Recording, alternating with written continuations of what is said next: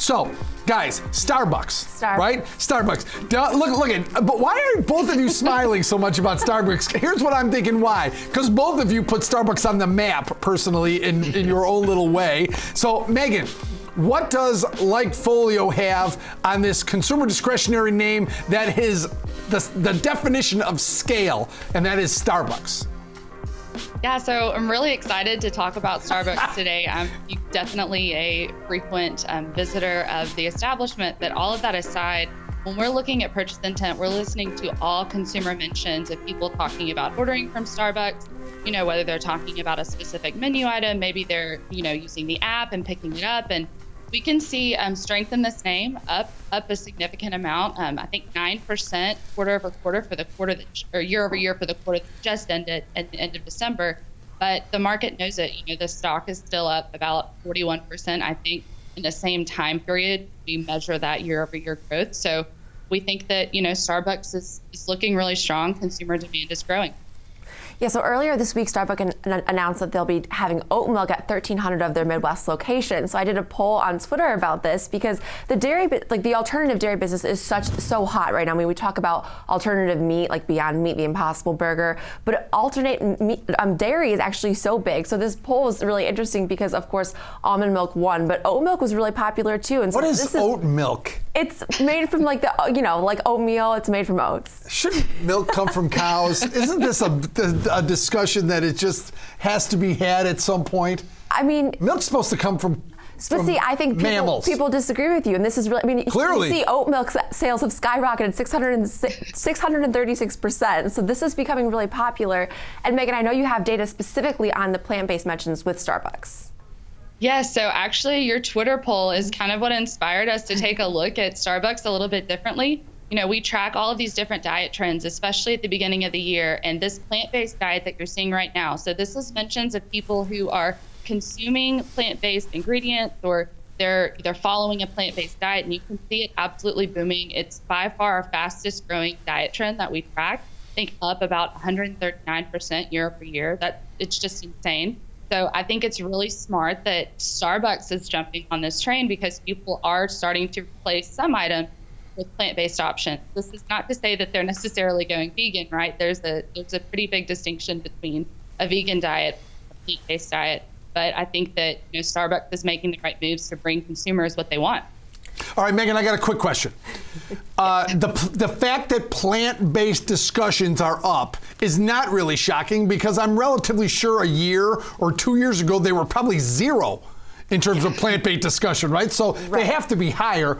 But I think the next level, where they go from here in terms of raising, will be really tell the tale if this is a fad or if this is something that's going to stick. It looks like it's going to stick. So they've always, in full disclosure, they've always had oat milk, almond milk, coconut milk available, but now they're just incorporating it into their drinks. So now you can order like an oat milk latte, which is different than what it was before. So more words in ordering your Starbucks? And, I mean, how many words is a higher price. A double half calf, decaf, oat milk, latte with come on. But you have a really good point, Kevin, and that's that if you go to a grocery store now, I mean, I've never seen so many different kinds of soy milk as I do now. So it's really like a really They got their own section, and Dean Foods, which a company that everyone has known about through all our youth and adulthood, is filed for Chapter 11 bankruptcy. Right, and that was like a Horn family staple. So that actually brings me to my next tweet, which Not to mention the French onion dip. Come on, please.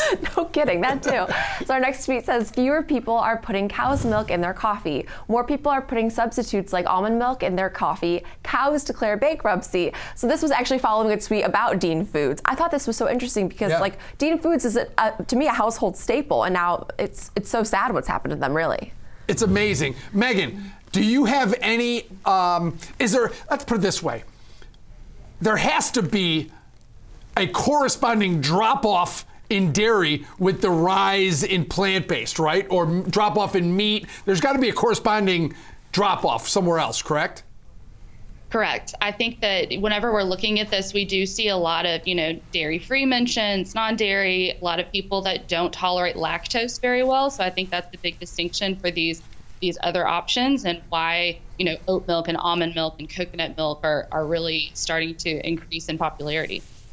No kidding. But to get to some of, I know you all want to talk more about the trade instead of just the plant-based trends because, you know. Actually, I like talking about this stuff. It's kind of crazy. I like that you didn't know what oat milk was. That's great. So our next tweet is from Daniel, who says, I would like to see Starbucks hold the 87.40 level, currently below the daily simple moving average, support at the weekly simple moving average at 87.43, as well as Fibonacci retracement at 87.39. So of course now this was a few days ago. Now they're trading around $90, and their high having a nice day today, up 2%. Having a really nice day today because they got upgraded, I believe it was, by Barclays. But I mean, their high was $99. Joe, how do you go about trading a name that was up? I think it was something of 38% in 2019. Yeah, exactly. I was looking at the exact same spot as that tweet. I was looking at, you know what, that used to be resistance.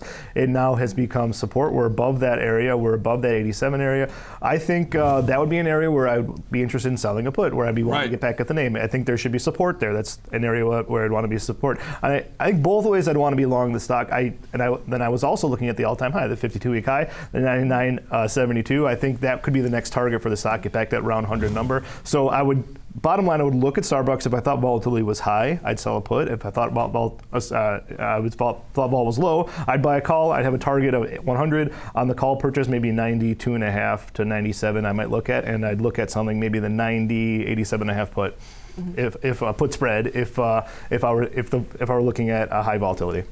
Yeah, I mean, no kidding. And this is a good name to trade because, I mean, I love when we talk about Starbucks. I love that they had news this week, too. It's very liquid. It's always been a good trader. It's got a nice dividend return. I'll say a lot of this, things. But I'll give you the one downside about Starbucks.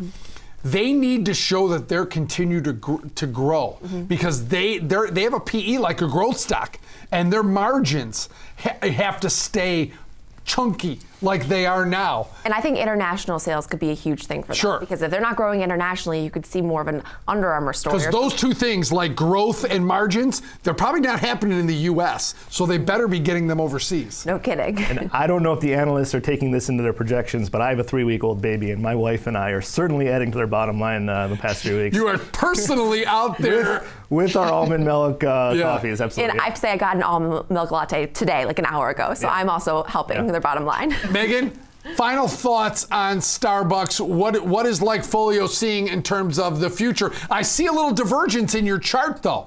So what are you guys seeing in terms of Starbucks? You know, Starbucks is one of those names that's just so strong in terms of consumers constantly just growing that demand. We're up about 9% year over year in this quarter, and it's continuing to improve into the current quarter.